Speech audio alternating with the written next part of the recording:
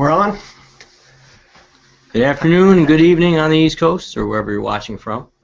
Hello everyone. Welcome to GoDaddy's Aftermarket's first Google Hangout. Today we're going to be talking about buying valuable domains in the GoDaddy Aftermarket. We're going to discuss what makes up the GoDaddy Aftermarket, what makes a domain name valuable, and we're also going to be doing some valuations live on the air. First, let us introduce ourselves. The man to my left showed me the ropes in the aftermarket. Joe Styler, you want to tell them a bit about yourself? Sure. My name is Joe Styler. I've been at GoDaddy for almost 9 years in various capacities. I've been in the aftermarket for about 7 of those years, and I've enjoyed a couple different positions there. So I've learned a lot while I've been here, and I've had the opportunity to attend and speak at different conferences around the world on domains and why they're valuable. And really what we want to do today is share with you why a name is valuable for you and your business and how you can make the best opportunity and best choices. Brian? I'm Brian Cowan. I've been with GoDaddy's Aftermarket for about 5 years. Most of that time I spent as a domain buy service agent, which was pretty cool, getting to spend time helping customers get the perfect fit for some really cool ideas. Got to see some stuff coming up along the way before the rest of the world got to see it, which was pretty neat. I do want to emphasize that today is going to be a very sort of entry-level 101 stuff for really geared towards anybody who's stumbled into the aftermarket. They were looking to register a domain name and just sort of happened into the aftermarket space because something was available but not as a general registration. Maybe accustomed to seeing, your general registrations are the domains that you can register at the time. The GTLDs have opened up that space a lot to where you can get any of the new stuff like your .clubs, whatever. .buzz. There's a lot of good names that just came out. It's out there. All right. So let's get into what makes up the aftermarket. I'm going to show you. We're going to walk through some of it, and we'll kind of tell a story about how to get to some of that stuff. So let's see. All right. So Aftermarket Hangout we had up there just to show what a general registration would look like. I can hand register that at $2.99 right now if I wanted. Looks like we got a sweet promo going on. Some of the, as you get down, some of the new GTLDs will show up as well. But on to the aftermarket stuff. So let's suppose that Joe and I were sitting here and we just came up with the idea for the next big app. And we were pretty stoked about it, and we were ready to get going, but we needed to name our company. And it happened right here on this very couch. And I said, let's name our app company blackcouch.com.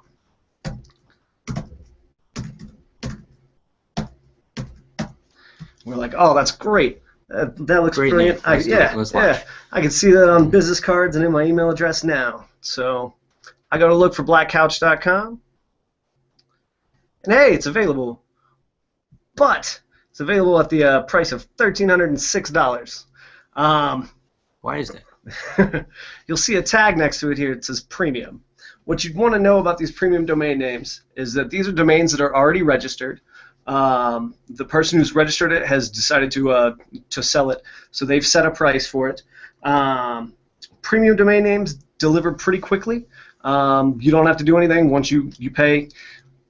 Usually they come in, what, a couple hours? Yeah, normally they're there in your account just like any other name that you'd register really quickly. All right. So the next example I've got is, so let's stick with the couch theme. Let's say the man that sold Colby this couch gets some new partners in place, and he's ready to take his business to the next level.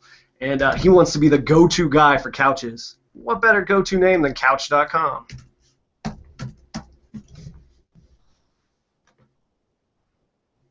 So he does a search for Couch.com, and it says this is not available. But just over here to the right, it says you still want it? Learn more. So we click here. There's two options here. You've got the domain buy service or a domain backorder. We'll get into the domain backorders a little bit more in a bit, but right now we're going to focus on the domain buy service. What it says there is we contact the owner on your behalf if it's for sale, and we do all we can to get it for you. That's a pretty good summary of that. Again, I spent 5 years doing that. I sat next to the team that does that. They all care about that. They put the customers first. Got couple things you need to know about that. Let's see. It's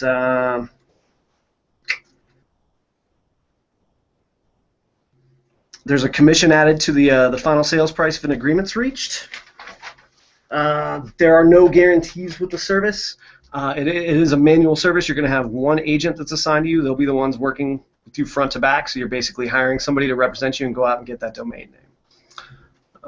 So really that's important. If there's just one single name that you're really set on, you have a great idea for your business, you come to our site, you're looking around, the name's taken, and none of those alternatives are going to work for you. If you really want that name, or that's your absolute first choice, and you want to go for that before you choose another one, then you can use the domain buy service, and we're going to do everything in our power to try and get that name for you, and we're going to try and negotiate the lowest price possible for you. Good stuff, Joe. So the next piece that would get us over to there would be, let's go with, since we're sticking with the couch, let's see what's going on with couch.club. All right. Couch.club shows up as available too.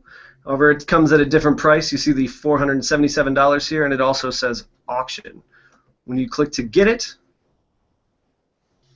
should bring you to a shorter version of our GoDaddy auction interface. You can see that this listing says make offer, and it's offer $477 or more. So there's no buy now price on this. You couldn't necessarily acquire it for $477. You'd make that offer, and the seller would determine whether or not to sell it to you.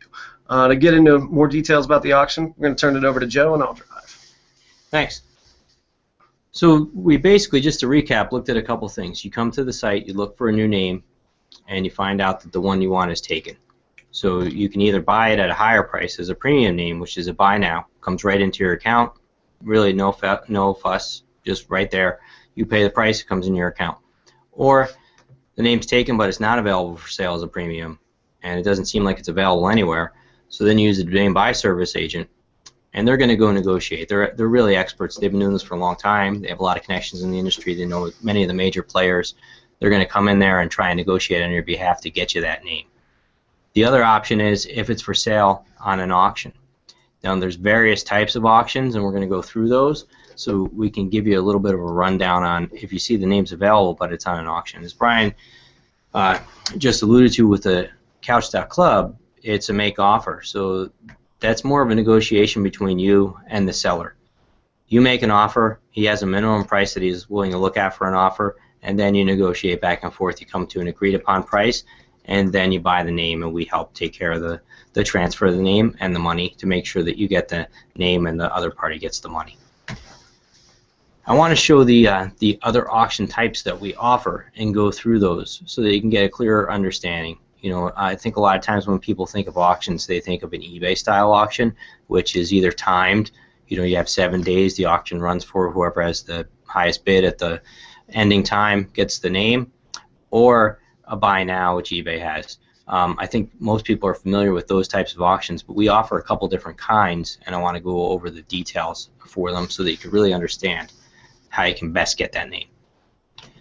So on our auction site, we're going to do advanced search. Just the advanced search option is going to bring up the different types of auctions, and then Brian can show you what those types look like on the actual site so you can tell the difference. I'm going to come back to expiring at the end. A public auction is someone like me or Brian or you, just a regular person in the community, decides they want to sell their name. So they go and list it for sale. If it's a public auction, it's going to be out there. Anybody can bid on it. And it's going to be more than likely a timed auction or an offer counter offer.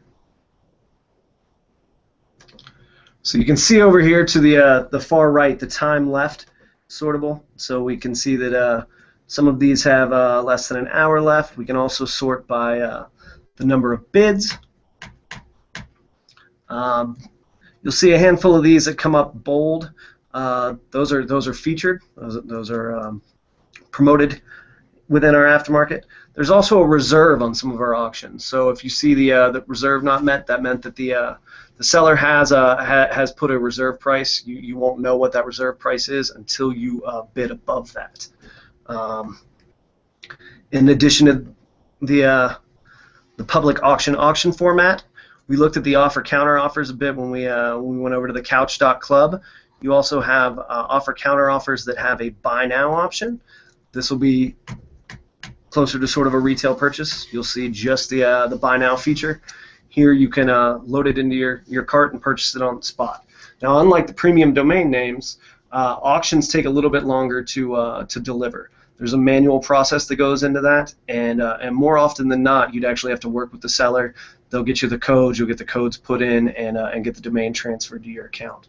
For those of you who haven't dealt with a domain transfer before, you're looking at about a week from the time you put your codes in till the time the domain's active and ready to go.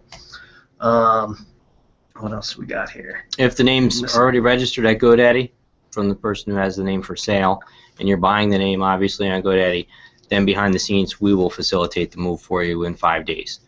So it'll automatically move to your account if it's a GoDaddy name. So that makes the auction a little bit easier for you. And if you have any questions, we have a great support team that is happy to talk to you and help you out through the process. We want to make this as easy as possible. We're doing a couple enhancements to really try and remove some of this friction and make it easier for you to buy a name.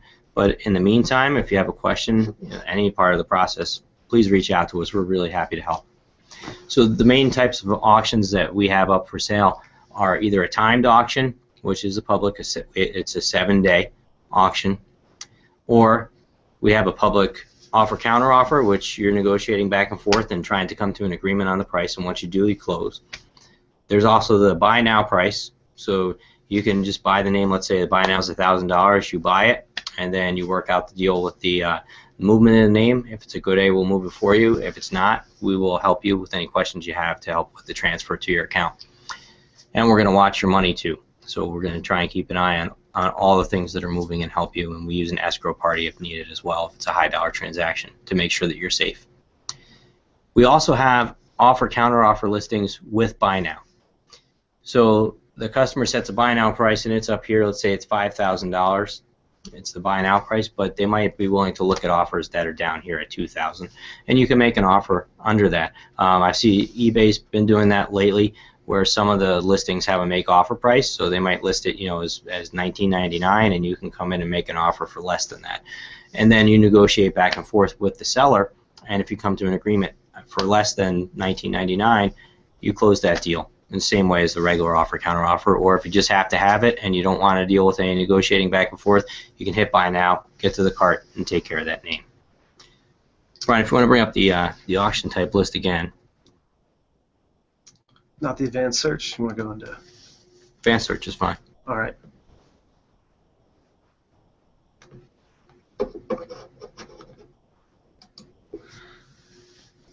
There's another auction type that we skipped, which is the expiring auctions and the closeouts.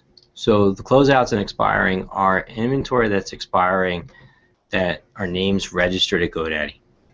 So just to really be clear, if you have your name registered at GoDaddy, we're very focused on you being successful with your small business, and that's one of the reasons why we wanted to run this. You have an idea for a small business, you want a great name that's going to help you succeed, we want to show you how to buy it. If you already have that name, we want you to keep it, and we want you to keep running your business and be successful at it. There are people that let the names go, though. They're done with their business. Maybe they moved, maybe they had charlotteflowers.com, and they moved out of Charlotte, and now they're moving to Dallas, and they want to pick up dallasflowers.com and move their flowers business there. They don't need Charlotte Flowers anymore, so they're going to let it go. Somebody changed their mind. They had a great idea. We just had this great idea for an app. We looked at it, and now we said, oh, you know what? There's already 6 of them in the App Store. Maybe we should go a different direction. We registered the name already, but we don't want to renew it next year. So GoDaddy makes every effort to help customers keep their name. We do marketing emails to you. We call you up. We say, hey, your name's going to expire. We want you to keep it. If they don't renew the name, then we're going to sell the name, because we want that opportunity for our other customers who might be moving to Charlotte to be able to buy charlotteflowers.com and start their flowers business if they come to GoDaddy. So we want to be able to offer that inventory to our other customers first. So the expiring names are names that our customers have let go. We said, hey, you need to renew this name, you need to renew it. We gave a grace period, and at that point the renewal failed for whatever reason, and now we're going to put those on our auction. So we list them for sale on the auction expiry, and this is more like the traditional timed eBay auction. The names start anywhere from $10 to $12, and the highest bid wins at the end of the auction. So we put these names up for sale for 10 days. You can go and bid on them up to the last minute, and whoever's the highest bid at the end wins the name. Now, again, the focus that we have here is to help our small business succeed. So there's a grace period when names expire that you can still renew your name. And even if it's expired, you still have time where you can come, and it's called redemption. You renew the name, and the name gets restored back to your account. With an expired auction, there's a chance that you might win the name, but it might be redeemed by the original owner, and we make that clear in our terms in the bidding. And there's also a chance that they could be already in a transfer process to move it to another company. And if that's the case and you win the name, you'll be automatically refunded for the money that you spent on the auction, but you won't get the name. So we do refund you automatically if you lose. Like we said, most people will renew the name if they want to keep it. We make every effort we can to have the original owner keep it. So it's very few names that are actually redeemed or moved to another company, because most of the people, by the time the name's on the auction, have already been alerted to the fact that their name's going to expire and given every chance to renew it. So most of the names you bid on in the expired auction, you're going to win if you're the high bidder at the end. If not, there's that chance, the small chance. So don't go start printing up business cards if you win. Wait a couple days and be sure that you have the name come into your account, and then start your business cards. There is a yours on date in your one section when you get that, so you'll know the day that it's scheduled to deliver.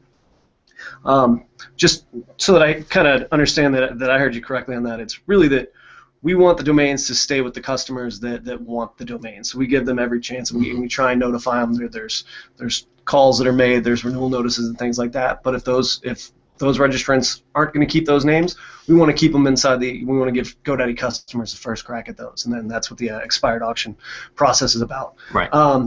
This also leans nicely towards that other option we saw when we looked for Couch.com, and that was the backorder. A backorder is something you can place on an actively registered domain name if you're not actually going to negotiate in one of the aftermarket channels, where if the domain expires, when it becomes available, you'll be notified and have a chance at it. So if it stays in our auctions, if you were the original backorder holder, you'll be the opening bid when it goes to expired auction. Backorders can also be placed on domains that aren't registered here at GoDaddy. They can be for third-party stuff.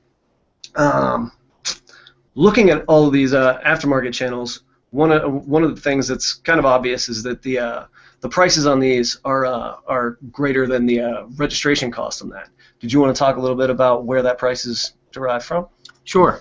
The backorder process, let me touch on that very briefly.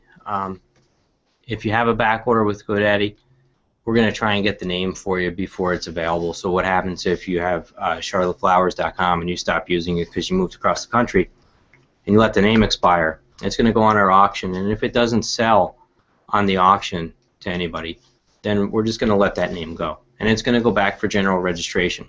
Before that happens, before it goes back to general registration, there's a time at the instant that it comes back out that backorders can be placed at any different company that's a registrar, and they all try and grab that name. It's kind of like a jump ball in basketball. The name gets thrown up in the air when it gets released, and everybody tries to grab it. So those backorders are like Ticketmaster connections or a jump ball in basketball.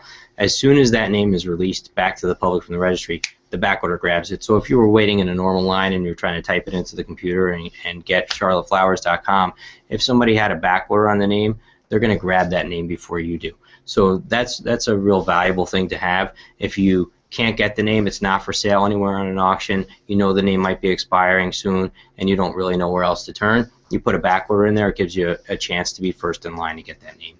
We're going to have a different hangout that we'll talk specifically about backorders, because there's a lot of ins and outs, and if you have any questions, feel free to ask us, but we're going to have a much more in-depth one where we do a whole hangout on backorders.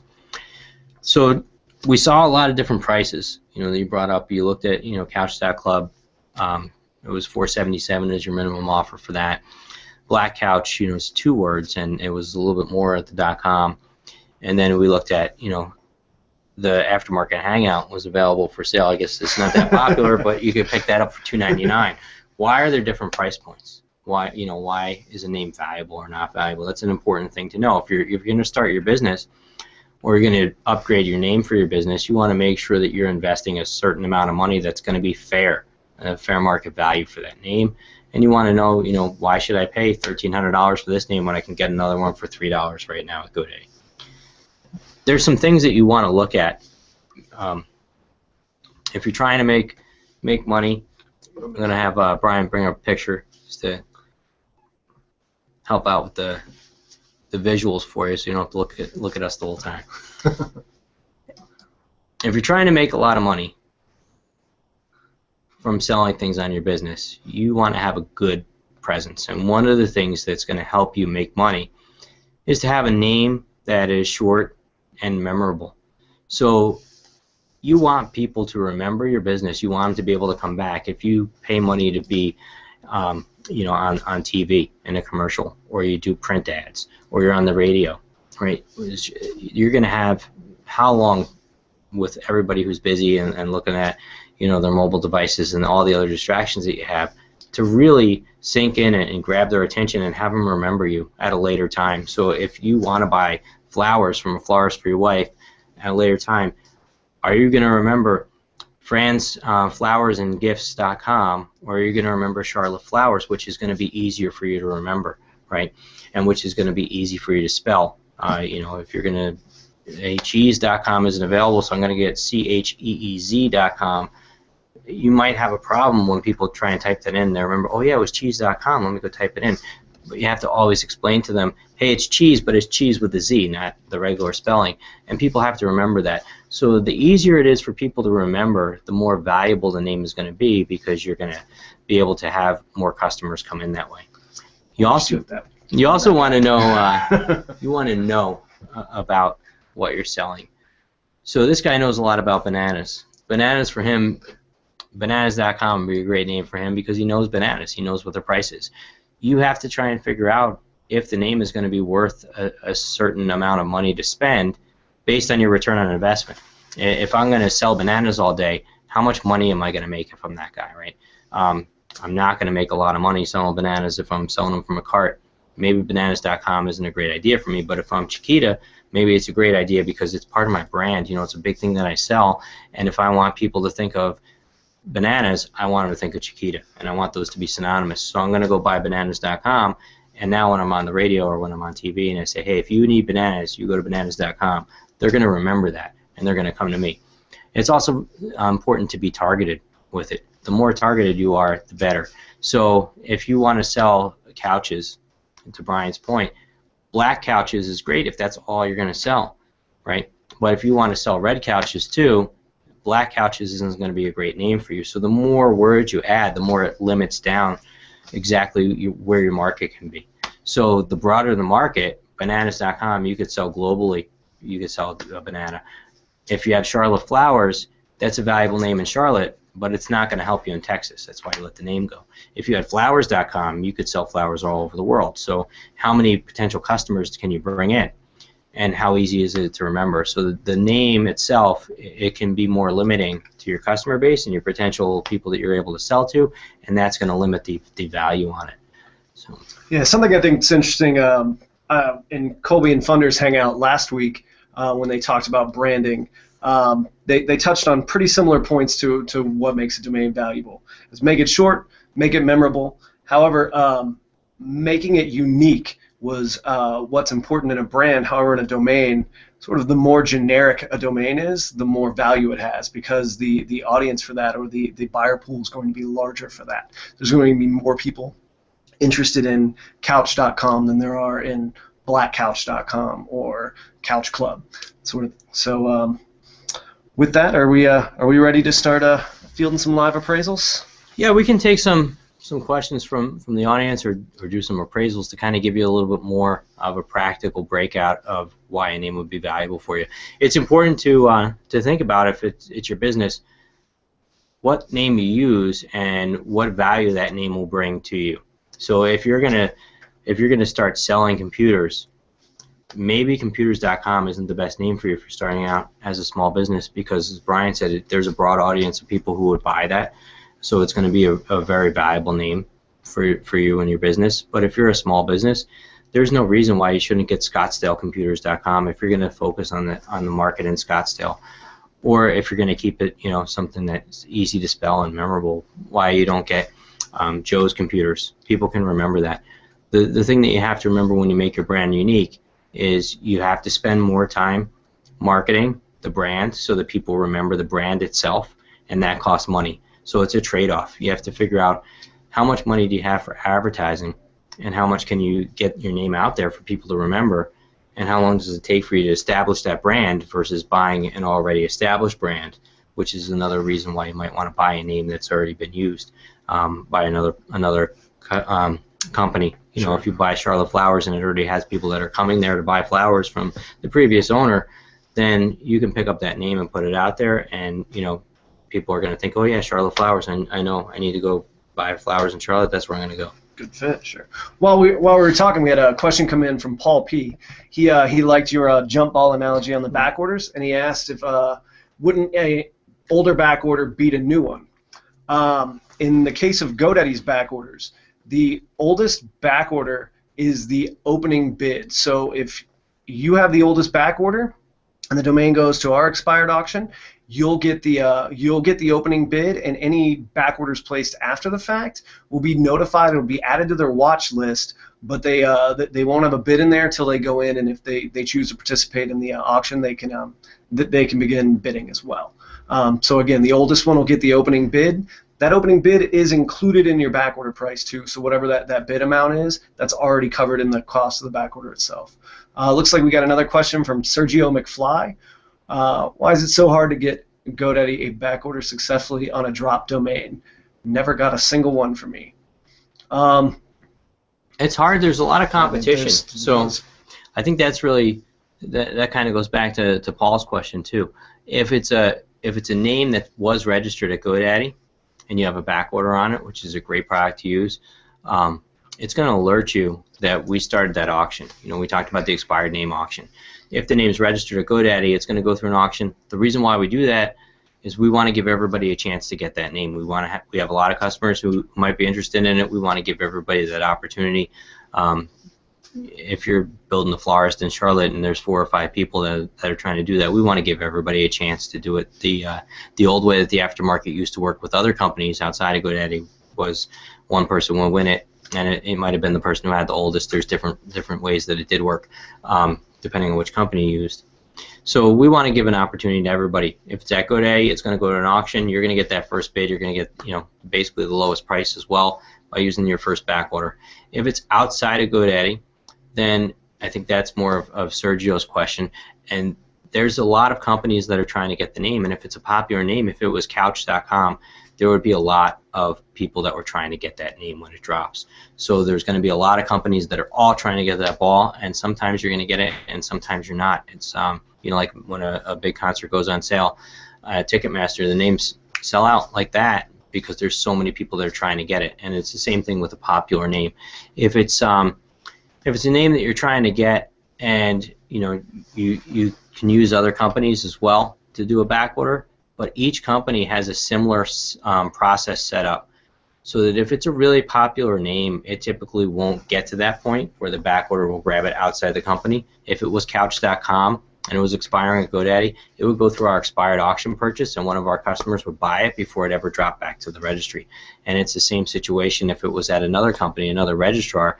They have companies that they use for an auction on their names that will go to their customer base first before it actually expires out and gets thrown back up in the air for everybody to grab in a jump ball situation. So just like GoDaddy gives priority to GoDaddy customers in the back ordering system, third-party registrars also have a way to give their own customers priority on that. Is that about? Yeah, that's right. And if you have a specific name you're interested in, I encourage you to call and talk to our support team, because we know where those names are going to go. We want you to get the name. We want you to win it, and we want you to bring it to GoDaddy so we can help you out more to establish your business. So if you have any questions, you know, about a specific name, come to us and we'll help you. All right. While we're chatting about that, it looks like Joseph H. Sent in a question. He's got a couple things for us to appraise. He lucked out in a .biz auction and wound up with Germany.biz and Texas.biz. I've only dealt with a handful of .biz transactions in the aftermarket. Those are killer geodomains as far as, Germany.anything and Texas.anything are going to have value. The .biz TLD has I've seen transactions on it. There's been a handful of them, but it doesn't generally move a ton on the aftermarket. Do you have anything to add on the .bizes? Well, it's a good thing you bring that up, because it brings up the point and value on a TLD, the top level domain, so .com, .net, .biz, .org. The different extensions have different values. Again, because of the competition, it's supply and demand. So if you're going to buy something that you're going to use for your business, and you're going to go tell Brian, hey, I have ScottsdaleComputers.com. Com is something that everybody remembers. It's been such an ingrained brand for so long that it's easy to remember for people, and they almost intuitively type in .com when you tell them something. .biz you would have to explain, so it goes back to if you're going to start a brand and you have to explain, hey, I'm using cheese, but I'm using cheese with a Z. It's the same thing. Hey, I'm using Texas, but I'm using Texas with .biz. There's nothing wrong with the .biz extension. It's a good extension, but it's going to be less valuable than if you had the com, because you have to have that extra explanation to people, because .biz isn't top of mind for many people like a com would be. There is a market for .biz. There's a couple buyers in India. There's one very big buyer in India who has a pretty much corner on the market, and I think I would value these names at maybe a couple $100. I think they're good names. I think you could build a brand on them. You have to think about what are you going to sell, and what are the people going to be able to use those names to recoup their investment on. So if I were able to come and buy Texas.biz, what could I sell on that, and what can I use for it, as my brand, to be able to make money back? Looks like we also got maps3.com and maps1.net. Which would be more valuable? I would say the maps3.com would be more valuable than the maps1.net, but that's really based on the fact that it's a .com over the .net. The .coms just have generally more resale value. The fact that there's digits added to the name itself kind of diminishes the value there. So I don't know what you would do with Maps3. I would put the value at that less than $100. If it went to auction, that would be where I would expect to see it go. Do you have anything to add to that? There's a couple things I think that are good to point out about that. When you have a digit in your domain name, it can bring confusion. It's not bad. Digits are good to have. It's definitely short, which is good, and it's memorable, which is good. But if you have Maps3 or Maps1, you have to remember that when you're talking to somebody again, you have to explain, hey, this is maps3.com, not map, spelled out. Right. And anytime there's that chance for confusion, it brings the value down a little bit. So I think that's something to consider. I think the maps3.com would be worth more. It really depends.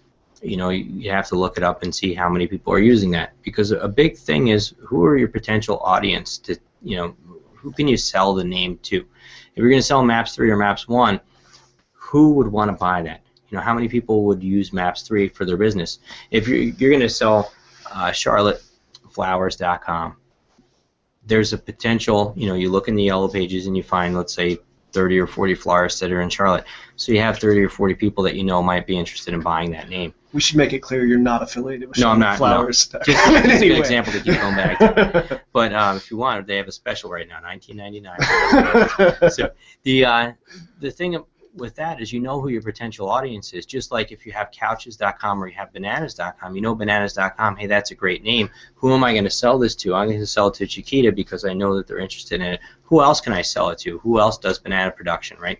And you can start to narrow that down and figure out, okay, who are my potential target buyers for this name? And the people that have bigger pockets that can really advertise globally that this is going to make a big difference for them, then those names are going to be more valuable than more of a local name or more of a name that's going to be a brand. For a brand, really, the buyer is going to set the price on that, and I've seen brands go for $10, $15 all the way up to I actually just helped somebody buy a name that was a word and a number, and it went for $15,000, and that was because he absolutely wanted the name, and the other guy just didn't want to sell it because he liked the name. I don't think that was it's not that usual for that to happen again, but you don't know all the time.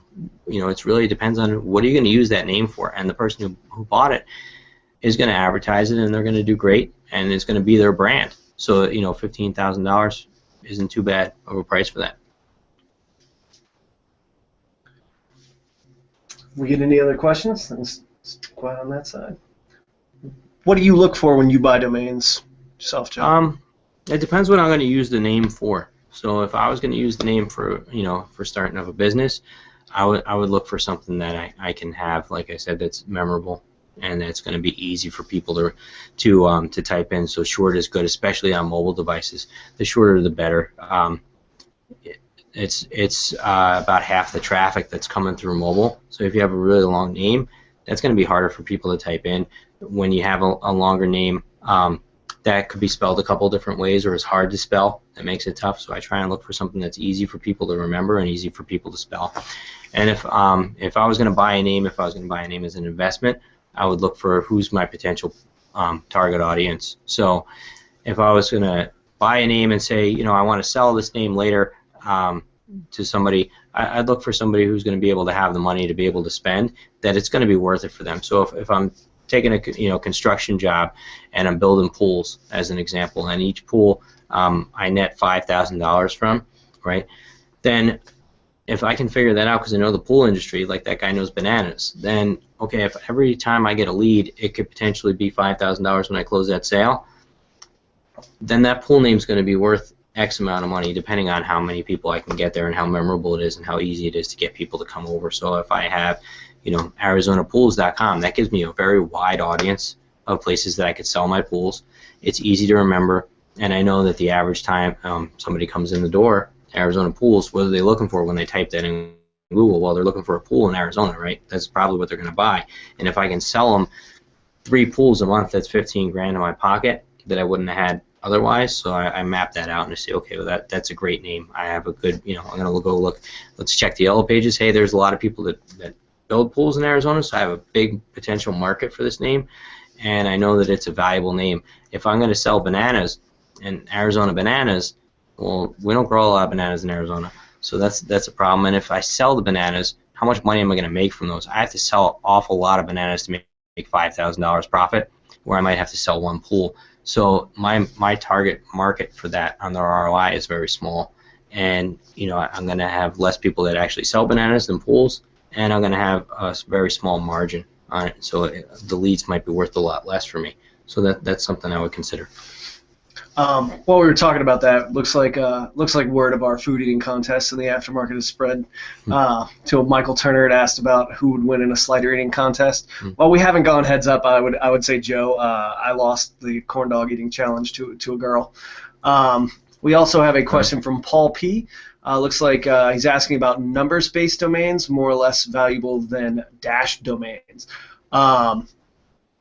If the question is purely numerics, there is a very big market for numeric-based domain names right now, particularly in Asia. If we're talking about adding digits to a combination of words or letters as opposed to adding digits or dashes to that same combination of letters, words, I would suppose the dash in that there's only one of them, but I've never really compared the two. Do you have anything to add to that? Yeah, I see his point. You would have to let people know the same thing. It's Scottsdale-pools.com, so you have to let them know every time that they're not just typing in ScottsdalePools.com. Scottsdale Pools 2. Yeah, if it was Scottsdale Pools 2, you'd still have to tell them. So if it was an American market, I would go with the number, and I try and get both. I try and get 2 spelled out and the number 2. If I could do that, then I'm set no matter where they go.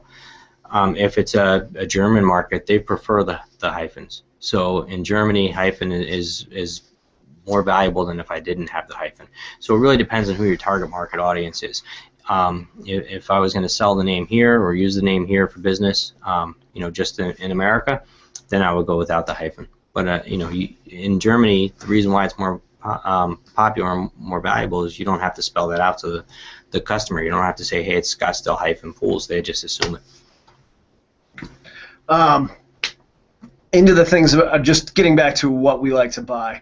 Got an interesting tweet from somebody yesterday on our GoDaddy Aftermarket channel. Let's see if I can cue that up here. Let's see. So Laura Sachowski, I hope I pronounced that correctly, said, wow, bidding for domain sites on GoDaddy is a thrill. The tech geek's form of gambling. I loved this domain, or this quote rather. I'm a gambler, and I happen to enjoy domains, and in that I really enjoy the future trends aspect, and anytime a topic's trending, kind of getting in there and trying to hand register or see if there's something that's been dropping that's comparable to that space.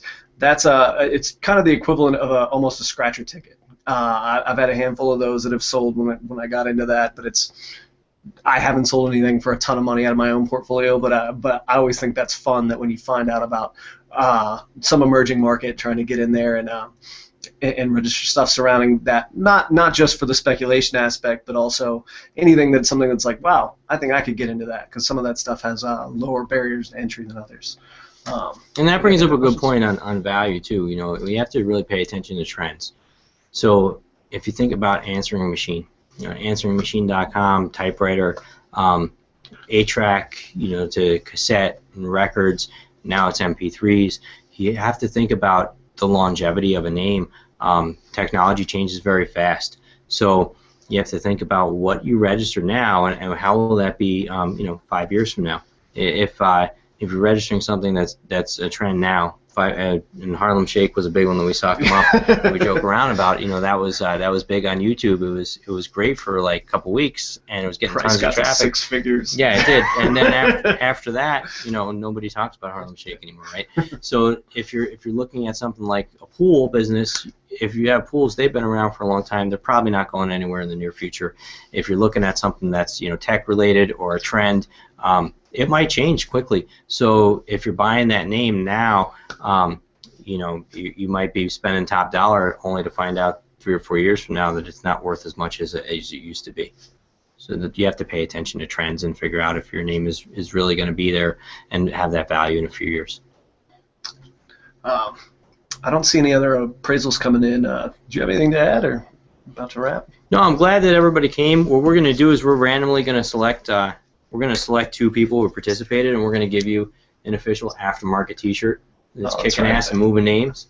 That's what we do in our department, and this is only inside GoDaddy in our team. So we will we'll pick 2 people to be honorary team members, and we'll get you a T-shirt. We'll follow up with you and get your T-shirt size and send it out to you. All right.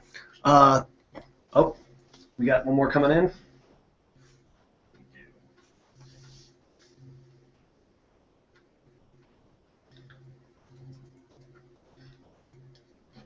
Colby's on the wheels of steel. Let's see. Oh, we got something from Mia. How do you suggest I promote names that are for sale?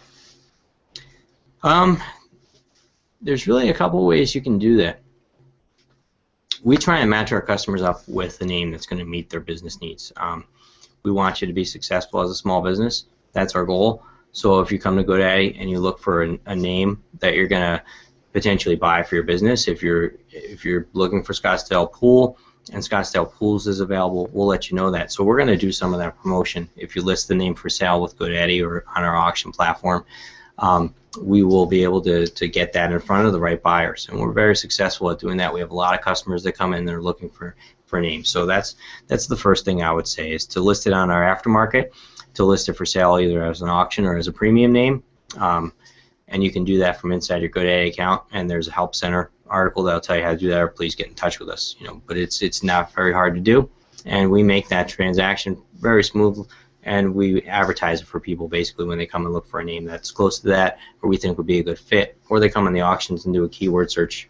They're going to be able to find those names for sale. So, in addition to reaching the audience that would come to GoDaddy to look for your name, at the end of this hangout, I'll publish the link for auction listings or premium listings, if you're listing with us, it'll be the link that you can actually share amongst your circles, or if you're marketing your own names, that way you can try to drive traffic to your own listings as well. And another way to really get your name promoted is to use the Afternic. Afternic's DLS, domain listing service, and what that does is that is an aggregator of the names that are for sale in it, and it sends it out to a bunch of different companies. So it'll send it to other companies like Enom or Network Solutions, and it'll get your name in front of their customers as well. So that's another great way to promote your name, is to list it through Afternic's DLS, and it'll come out through GoDaddy's site as well, and it'll give you a broad distribution.